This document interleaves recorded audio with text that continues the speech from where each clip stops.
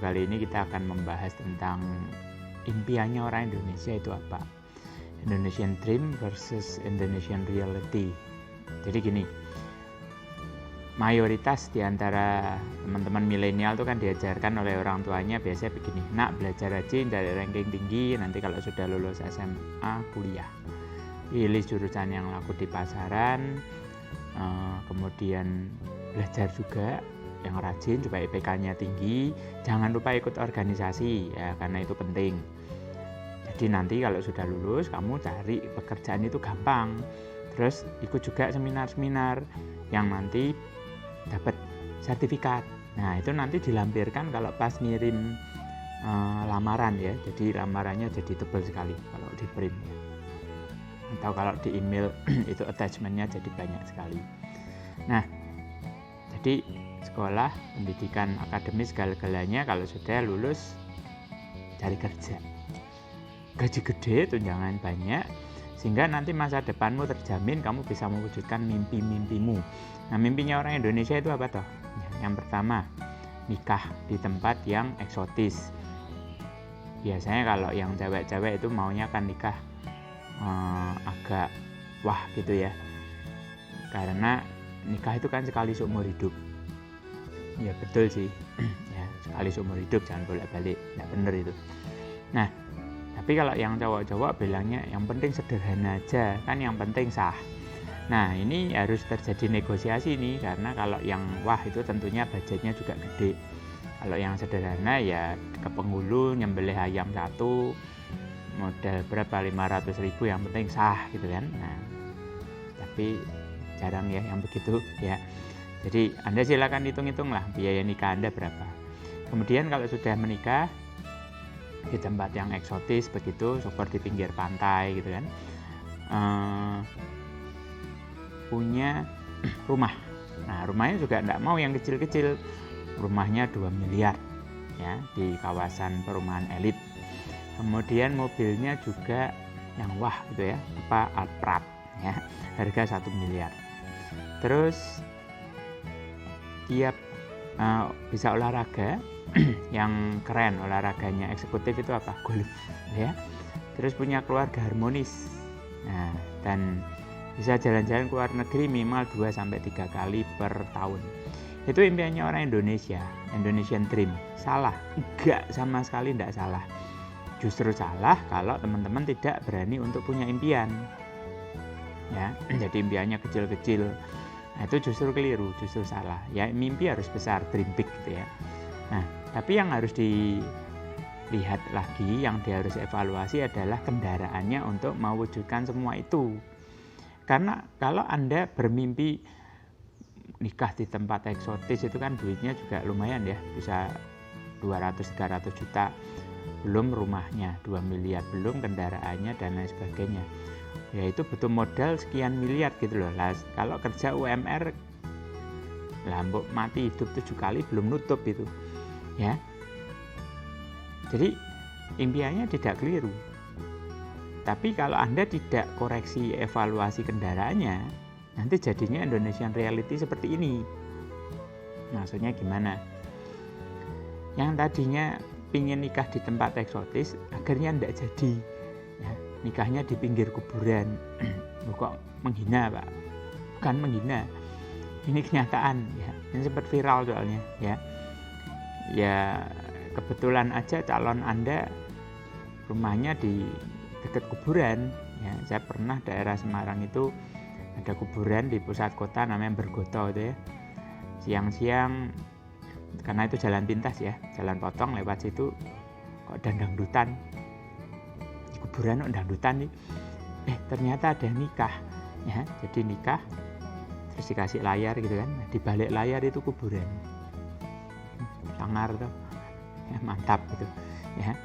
Kenapa ya? Karena mertuanya tinggalnya di dekat kuburan. Yang kedua karena belum bisa beli rumah, akhirnya tinggal di Pondok Mertua Indah ya, Pondok Mertua Indah PMI ya. Kemudian mobil tidak kebeli kan, ya ikut mobil mertua. Nah terus apa lagi? Olahraga, mimpinya golf tadi ya. Nah, tapi karena kerja lembur ya, pulang udah malam gitu kan, nggak sempat olahraga. Ya olahraganya paling-paling kalau pas 17-an itu loh, main sepak bola pakai daster gitu ya, yang bapak-bapak kan kayak gitu kan. Kemudian keluarga harmonis.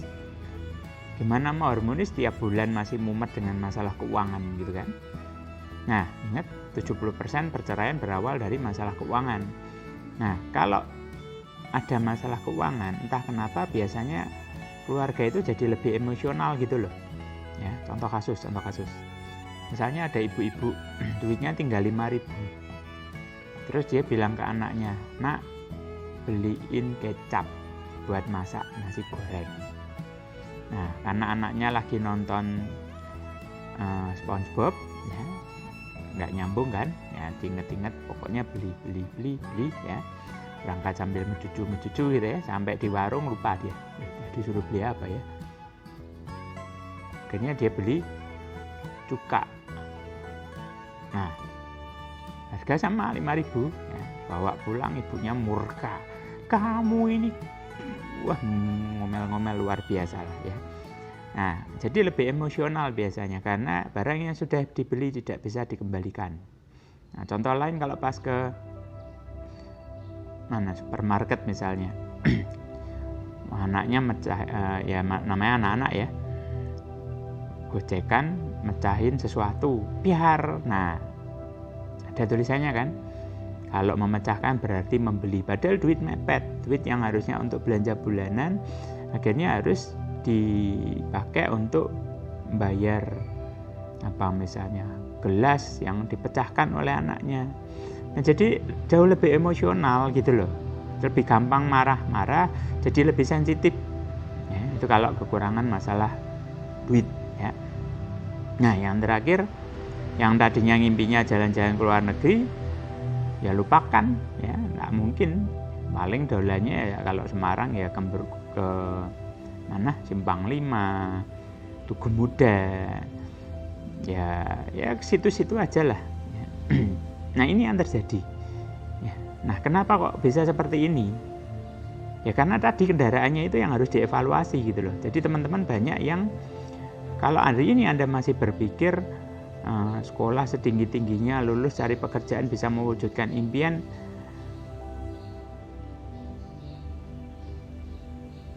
di-upgrade ya. Ini remnya sudah kurang ya. Jadi harus di-upgrade, pola pikirnya di-upgrade.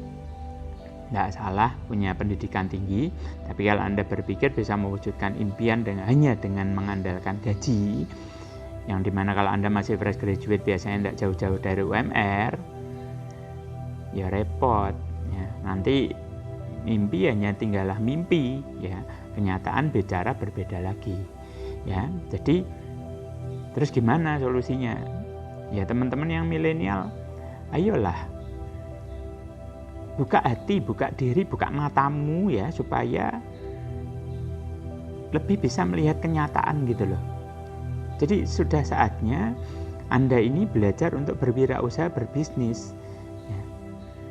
Karena pandemi ini mengajarkan banyak hal kepada kita. Banyak sekali fresh graduate yang masih nganggur, betul-betul nganggur, gak dapat pekerjaan ya. Mereka punya IPK tinggi, kalau gak punya skill juga percuma ya, dia kepake gitu loh. Nah, sementara teman-teman Anda yang mungkin IPK-nya baskom 1, 0, malah ya, tapi mereka bocah-bocah yang kreatif, mereka yang suka jualan ini itu ya, kemudian ndak malu-malu nawari ke sana sini, nggak kemakan sama gengsinya. Nah, mereka lulus bisa melanjutkan bisnisnya semakin lama semakin besar. Sementara Anda yang idealis dengan IPK-nya, dengan nilainya, kalau dibilang wah bisnis, saya ini IPK 3,999, masa suruh bisnis itu kan buat yang pekok-pekok itu loh, yang IPK-nya 0,000001 gitu ya. Nah, buat yang gitu-gitu ya, entah kenapa ngajak teman-teman yang IPK-nya rendah-rendah untuk bisnis jauh lebih mudah daripada ngajai Anda itu yang pinter-pinter ya. Tapi ironisnya justru nantinya yang IPK-nya tinggi-tinggi itu yang minta pekerjaan sama yang IPK 0,0 itu. Nah, gila nih toh. Ya. Jadi udahlah, enggak usah banyakan gaya, ayo belajar bisnis lah. Nunggu apa lagi gitu loh. Ya. Kalau enggak rabi-rabi Anda, enggak nikah-nikah Anda. Oke?